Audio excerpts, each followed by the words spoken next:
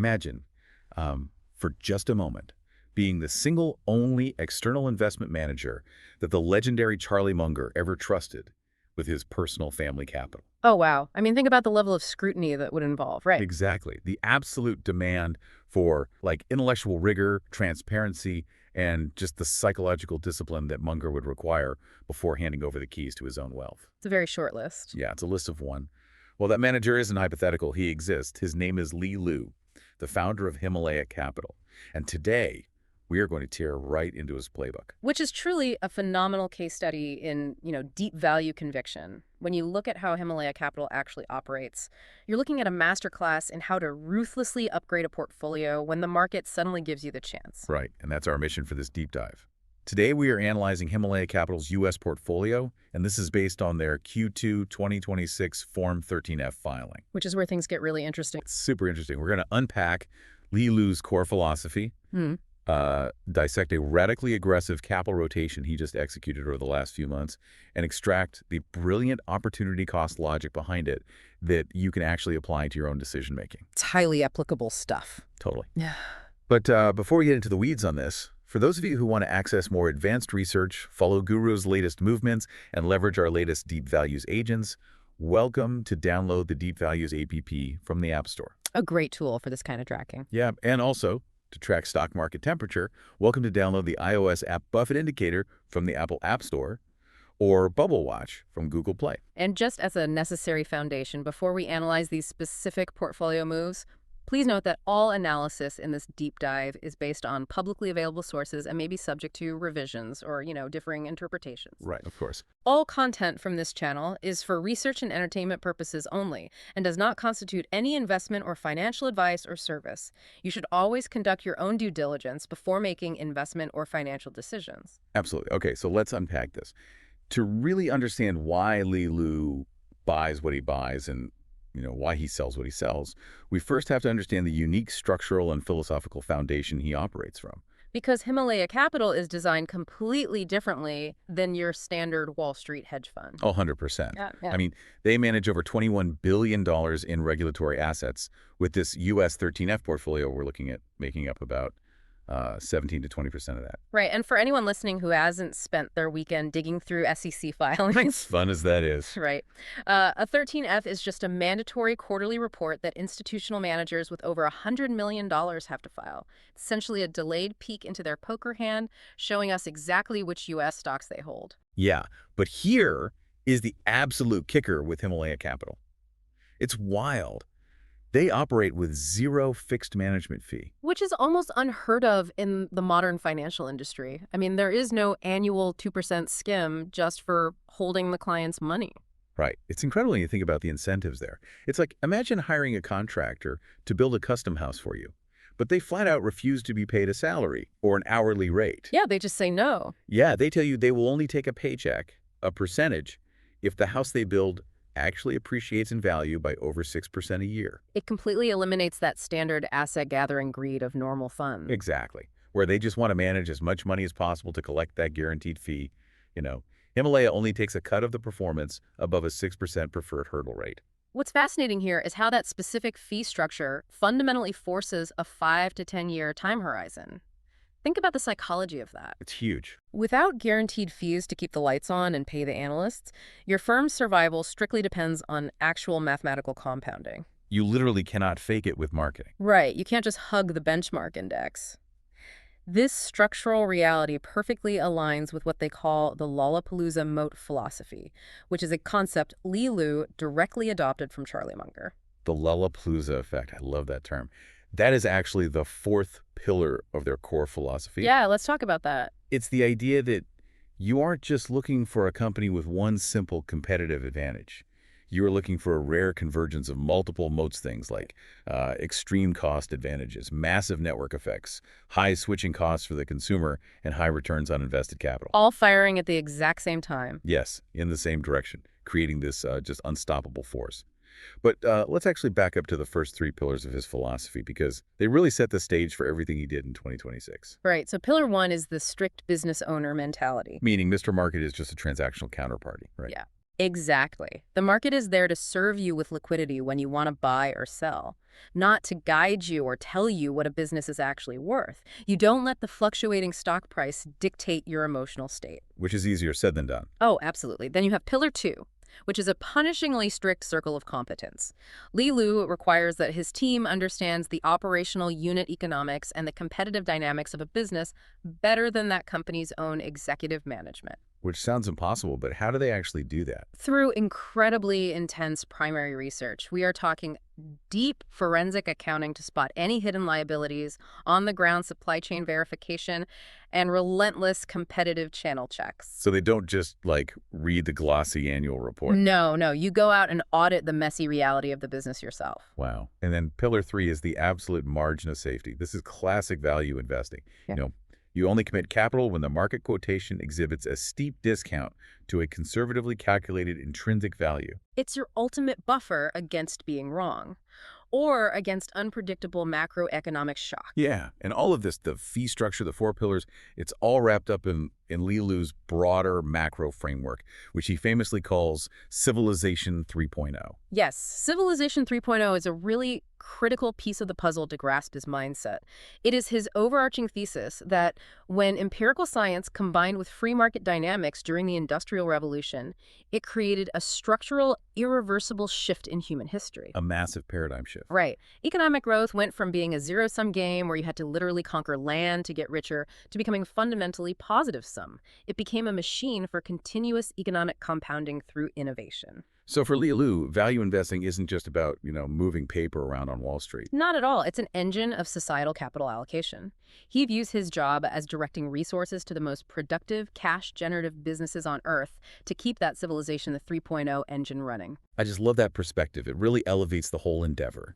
And because he is bound by this strict performance-only structure and this profound view of capital allocation, he simply does not have the luxury of holding on to okay ideas. Right, because okay doesn't beat a 6% hurdle rate. Exactly. And that intense philosophical discipline triggered a fascinating, just wildly aggressive two-phase tactical rebalancing in the first half of 2026. This is where the 13F data we are looking at tells a really wild story. It really is a tale of two very different quarters. So let's break down phase 1, which was Q1 of 2026. The data shows Li Lu takes an absolute sledgehammer to his massive long-held stake in Bank of America. A huge move. He slashes it by over 71%, dropping it down to just a 4.5% weight in the portfolio. And with that freed up cash, he sets up what looks to me like an exploratory basket. Yeah, that's a good way to describe it. He buys into these wide moat financial data platforms, S&P Global, Moody's, MSCI, plus the tax prep company H&R Block. He's probing, testing new waters. And on paper, that makes perfect sense for a value investor. He was effectively parking his capital in high-quality data monopolies with incredibly established pricing power. Yeah, I mean, if you want to know a company's credit rating, you essentially have to go to Moody's or S&P. Exactly. They have a captive audience, which leads to fantastic returns on invested capital. Right, but then we get the Q2 filing, phase 2. And it is a sudden, total reversal. He completely exits the rest of Bank of America, harvesting about $170 million. Oh, seriously, out. And he also fully exits Occidental Petroleum, entirely eliminating his direct upstream commodity cycle risk. Yeah. But here is the absolute shocker for me. He immediately liquidates all of those new exploratory positions. Every single one. S&P Global, Moody's, MSCI, H&R Block, just gone. Completely purged from the portfolio just months after he bought them. So hold on, I really need to stop you there and push back on this. Because this doesn't make sense to me. Li Lu is the poster child for long-term, ultra-low turnover investing, right? Charlie Munger's whole philosophy is to buy great companies and sit on your hands for decades. That is the reputation, yes. So buying Moody's in March, only to dump it in June, sounds like a frantic day trader. What is going on there? How does that actually fit his philosophy? I completely understand why it looks erratic on the surface, but it is actually the ultimate rational expression of opportunity cost investing. Okay, unpack that. This raises a very important question that every investor has to face at some point. What do you do when a good idea is suddenly eclipsed by a truly great idea? I see where you're going. He tested the waters with those data monopolies. He knew they were phenomenal businesses with huge moats. But as he watched the market, he realized their valuation multiples had expanded.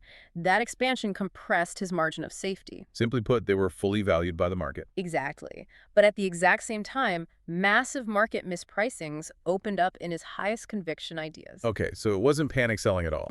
Not even a little bit. It was a clinical, unemotional upgrade of his capital. You have to ask yourself, why hold a fully valued, perfectly fine data monopoly when the market is suddenly offering you an asymmetric, heavily discounted opportunity in a business you already know intimately? Wow. Yeah, opportunity cost demands that every single dollar in your portfolio fights for its place against the absolute best idea you have right now. Right. He didn't want a broadly diversified 14-stock portfolio just to feel safe. He wanted ultra-high concentration in his absolute best ideas. So that begs the obvious question. If Li Lu liquidated all those banks, the oil exposure and the data stocks, where did all that money go? Had to go somewhere. It funneled directly into an ultra-concentrated bet on just two digital behemoths. Together, these two companies now make up over 70% of his entire U.S. portfolio. That level of concentration requires an iron stomach, and it requires absolute, unshakable conviction in your primary research. Let's look at the cornerstone of that conviction, Alphabet, Google's parent company. It is sitting at a staggering 47.94% of his portfolio. Which is valued at almost $1.8 billion. That's just wild. We all know it's a global search monopoly. But what really stands out in the underlying financial data is their free cash flow conversion.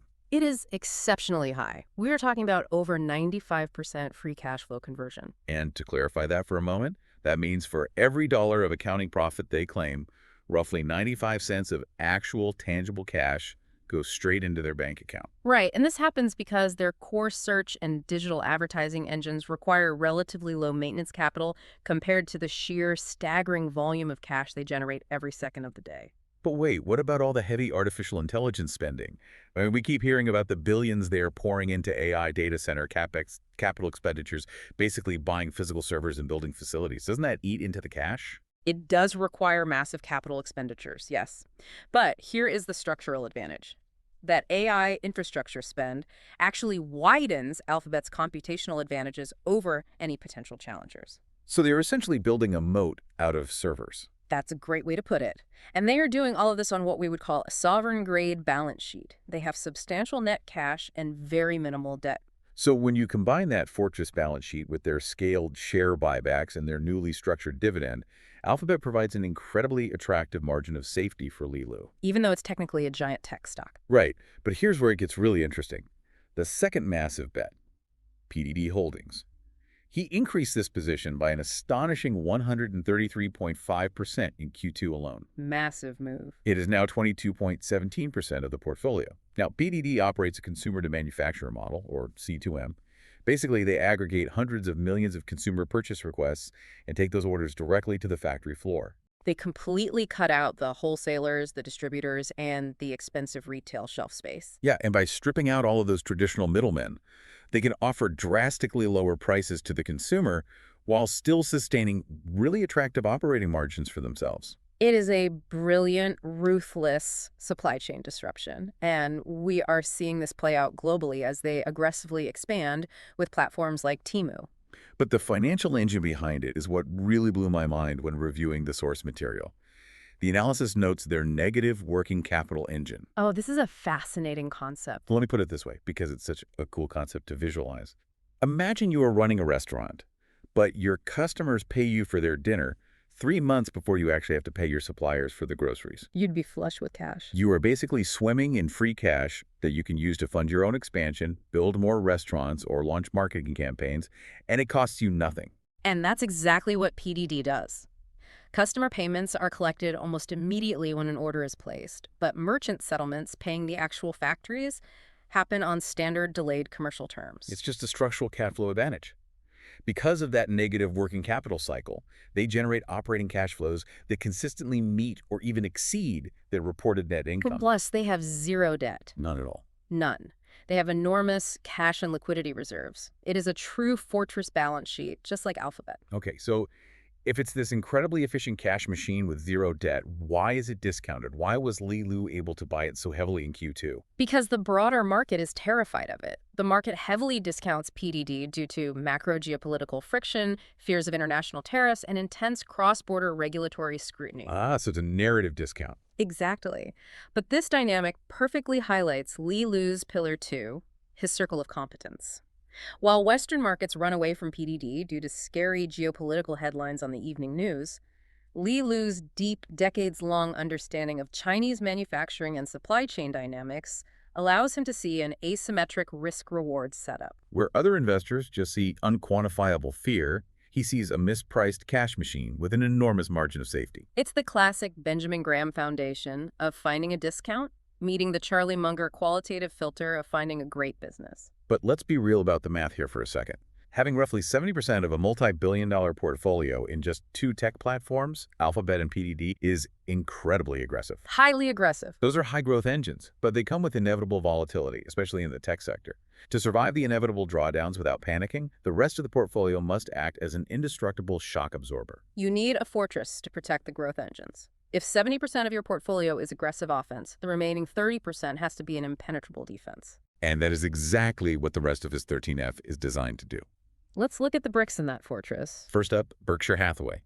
He increased his stake by 23.46% in Q2. It now makes up nearly 15% of the U.S. portfolio. Which is a huge anchor. Right. Now, we know Berkshire provides that massive insurance float from Geico and General Re.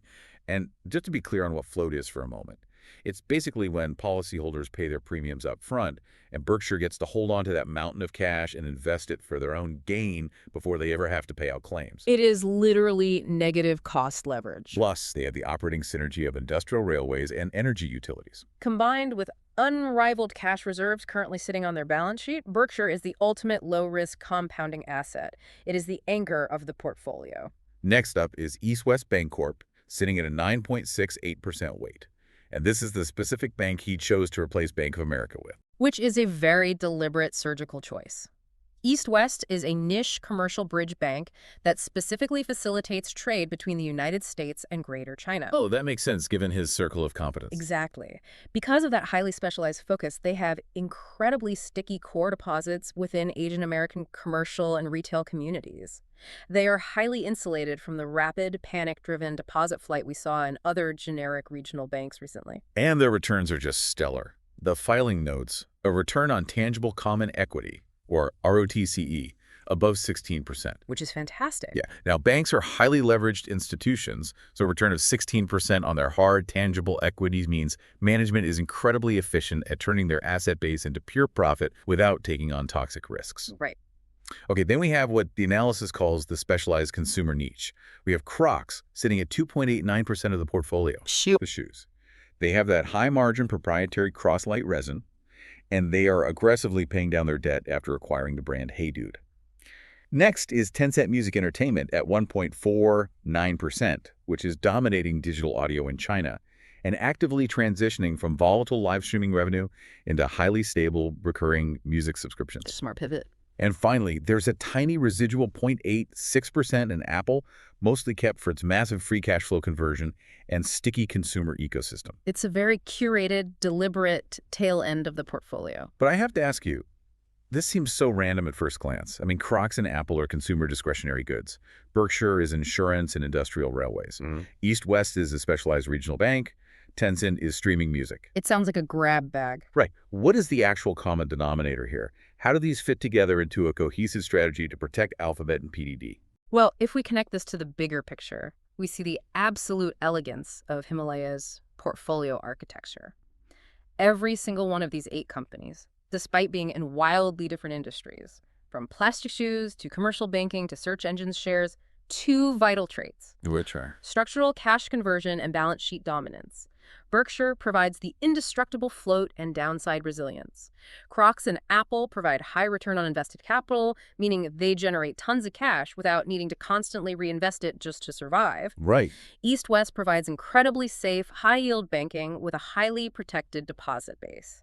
Together, they create a bulletproof, cash-gushing base. And because that base is fundamentally secure. Exactly. It gives Lailu the psychological and financial stability to swing for the fences with his massive, concentrated bets on PDD and Alphabet. It's essentially a barbell strategy, but one built entirely out of impenetrable value stocks. Precisely. He isn't balancing his risk by just blindly buying different sectors for the sake of diversification. He is balancing the portfolio through the underlying quality of the cash flows and the sheer strength of the balance sheets. Man. So, what does this all mean? If we step back and look at the entire landscape of this Q2 13F filing, we've seen how a radical alignment of incentives, Yeah. zero fixed fee, only getting paid for real outperformance force, a genuine long-term business owner mindset. It changes everything. It really does. We've seen how his concept of opportunity cost investing demands the swift, almost ruthless execution of liquidating perfectly good ideas like S&P Global and Moody's, just to funnel that capital into absolutely great ones like PDD. Yeah. And we've seen how a highly concentrated portfolio of just 8 distinct stocks can perfectly balance immense, aggressive growth with fortress-like safety. It really is a masterclass in behavioral discipline, just as much as it is in financial analysis. And honestly, it leaves us with something really profound to consider regarding our own decision-making. Lailu's massive success in this quarter wasn't just about what he had the brilliance to buy. It was entirely dependent on what he was willing to let go of. He purged perfectly good, highly profitable data companies and money center banks simply because they weren't his absolute best ideas anymore. He had to clear the deck. He freed up that capital to fund his highest convictions. So if you're listening, I would challenge you to look at your own life, your career, or even just your daily time management. That's a great point. Ask yourself, what good ideas or comfortable routines are you stubbornly holding on to right now that are secretly starving your great ideas of the capital, time, and energy they desperately need to compound?